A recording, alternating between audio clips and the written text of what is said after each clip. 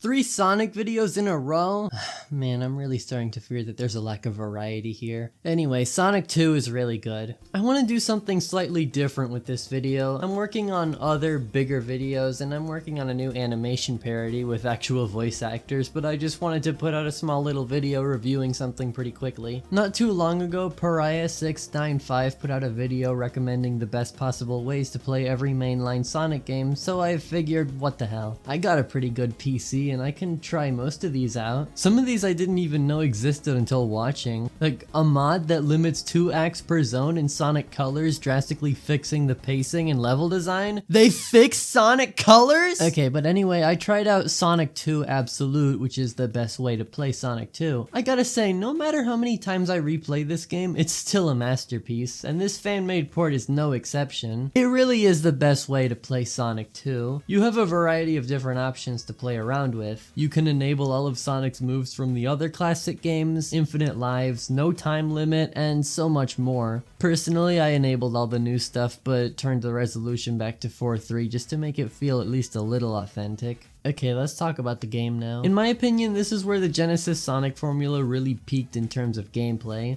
I mean, yeah, Sonic 3 ramped up the story and scale of it all, so it's technically the better game, but Sonic 2 is just so damn fun in my opinion. My latest playthrough of the game was nice and smooth with multiple movement options. Most of the time I didn't even spend a minute in a single level. Never mind the extra moves added since they're just there for convenience's sake. But building up speed and momentum, platforming, and quick reaction time really blends well together in this game. Hell, you can play pinball in it and it's the only game in the series where it actually feels natural.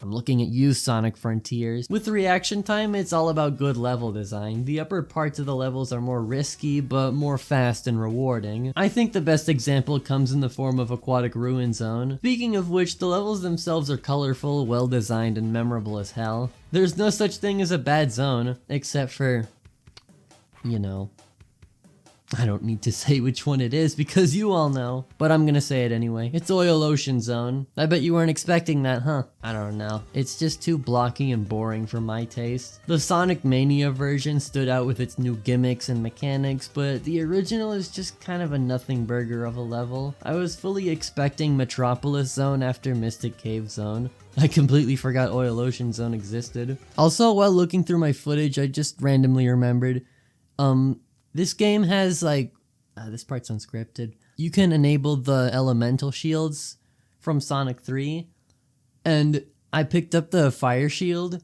in Oil Ocean Zone, and then just, this looks fucking cursed. I hate this. I hate this.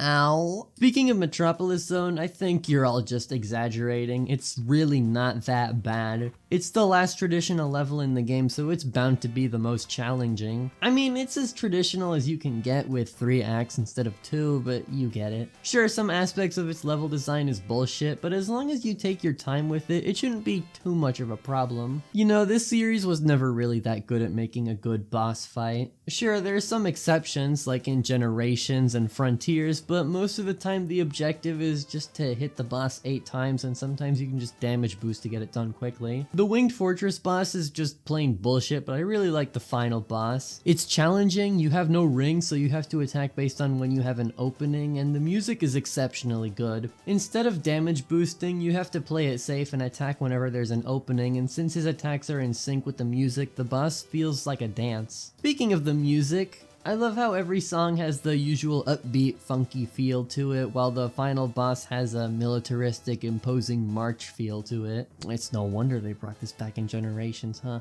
Also, I feel like this is the only game where I choose to actively not get the Chaos Emeralds. Not because the special stages are bad or anything. I mean, how am I supposed to know? I don't really play them that much. But I just think the quote-unquote bad ending is much more impactful than the good ending. It emphasizes Sonic and Tails' friendship, and it's one of the first heartwarming moments in the entire series. So yeah, I revisited Sonic 2 recently.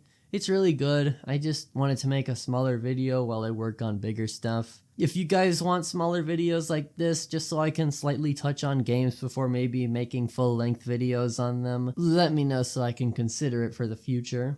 Okay, bye!